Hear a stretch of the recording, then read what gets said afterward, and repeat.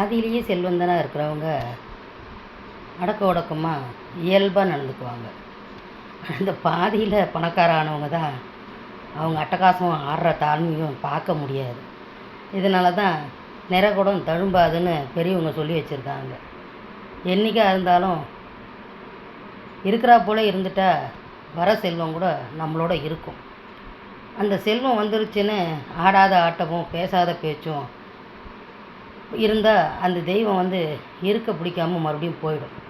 அதனால் பணம் இன்றைக்கி வரும், நாளைக்கு போயிடும். மனிதர் என்றைக்கும் ஒரே மாதிரி இருக்கணும். ஆதியில் உங்களுக்கு ஒரு பிடி சாதம் போட்டவங்கள நினச்சி பார்க்கணும். அவங்களுக்கே அட்வைஸ் பண்ணக்கூடாது. இன்றைக்கி நீங்கள் பெரிய ஆளாக இருந்திருக்கலாம், ஆனால் அடிமட்டத்தில் நீங்கள் இருக்கும்போது ஐயோ நம்ம பிள்ளைங்க மாதிரி நினச்சி செஞ்சவங்கள எந்நாளுக்கும் மறக்காதீங்க. அது நீங்கள் வாழற வாழ்க்கைக்கே அர்த்தம் இல்லாமல் போயிடும். நீங்கள் எவ்வளோ தான் அவங்கள நினச்சி பணிஞ்சு நடந்துக்கும் போதோ கடவுள் உங்களை ஆசீர்வதிப்பார், உங்களோட இருப்பார். ஆனால் அந்த பணம் வந்துருச்சுன்னு உங்களை காப்பாற்றினவங்களையும் உங்களை ஆதரவு கொடுத்தவங்களையும் தன் பிள்ளையாக நினச்சவங்கள மதிக்காமல் போகாதீங்க, தூஷணமாக நினைக்காதீங்க. அது என்றைக்குமே உங்களுக்கு நல்லது கிடையாது. இதை ஏன் நான் சொல்கிறேன்னா, ஆரம்ப காலத்தில் நான் சின்ன பிள்ளையாக இருக்கும்போது, ரொம்ப சின்ன பிள்ளைல ஒரு 10-12 வயசு இருக்கும்போது ரொம்ப கஷ்டத்தில் இருந்தோம். சாப்பாட்டுக்கே ரொம்ப கஷ்டம்தான். அன்றாட வாழ்க்கை வேலைக்கு போனால் தான் சாப்பாடுன்ற நிலமை.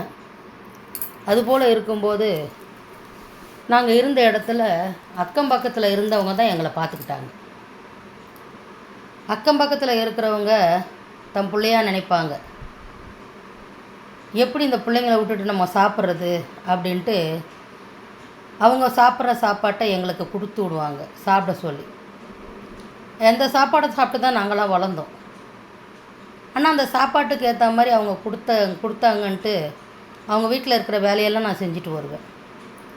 அப்போ அவங்க சொல்லுவாங்க, ஒரு பிடி சாதம் கொடுத்தாலும் ஒரு நாள் வேலை செஞ்சுட்டு போகுது இந்த பொண்ணு, நான் உனக்கு வேலை செய்கிறதுக்காக சாப்பாடு கொடுக்கலம்மா, என் பிள்ளையா நினச்சி தான் கொடுத்தேன்னு சொல்லுவாங்க. அப்போ நான் சொல்லுவேன், நான் வேலையாக செய்யலம்மா, என் வீட்டு வேலையாக தான் நான் செய்கிறேன் அப்படின்னு சொல்லி செய்வேன். அன்றைக்கி இருந்த பணிவு தான் இன்றைக்கும் இருக்குது. அதனால தான் கடவுள் என்ன இந்த அளவில் உட்கார வச்சுருக்காருன்னு அப்படின்னு நான் நினச்சிக்குவேன். ஆனால் இன்ன வரைக்கும் அந்த குடும்பத்தை நான் மறக்க மாட்டேன். ஏன்னா அந்த கஷ்டத்துலேயும் எங்களுக்கு சாப்பாடு கொடுத்த குடும்பம் அது. அந்த தெருவே எங்களை பார்த்துக்கிட்ட தெரு.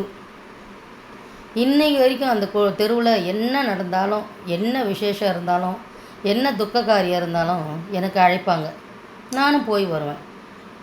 சொந்த பந்தங்கள்லாம் இருந்தும் என்னை யாரும் பார்க்கல, எங்களை ஆதரிக்கலை. அந்த தெரு ஜனந்தான் எங்களை ஆதரிச்சது.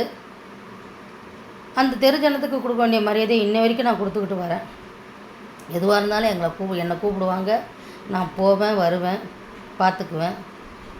எங்கள் வீட்டு விசேஷத்துக்கும் அதே மாதிரி அவங்கள நான் கூப்பிடுவேன், அவங்க வருவாங்க. அது மாதிரி அன்றைக்கி நம்ம கஷ்டப்படும் போது நம்மளை ஆதரித்து நம்மளுக்காக ஒரு பிடி சாதம் கொடுத்தவங்கள தயவுசெய்து மறந்துடாதீங்க. அதே போல் உங்களை காப்பாற்றி விட்டவங்களையும் மறந்துடாதீங்க. போய் உங்களால் முடிஞ்ச அளவுக்கு பக்கத்தில் இருந்தால் மாதத்தில் ஒரு தடையாவது போய் அவங்களெல்லாம் போய் பாருங்கள். அவங்க பிள்ளைங்களை போய் பாருங்கள். பெற்றவங்க இருப்பீங்க, அவங்க இல்லைன்னா அவங்க பிள்ளைங்களை போய் பாருங்கள், ஆதரவு கொடுங்க. அவங்க ஏதாவது கோபத்தில் இருந்தால் கூட நீங்கள் பணிஞ்சு போங்க, ஒன்றும் தப்பு கிடையாது.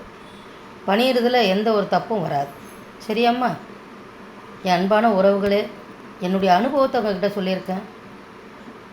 நீங்களும் அதே போல் நடக்கணும்னு தான் ஆசைப்பட்றேன்.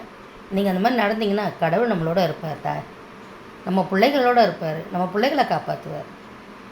சந்தோஷம்.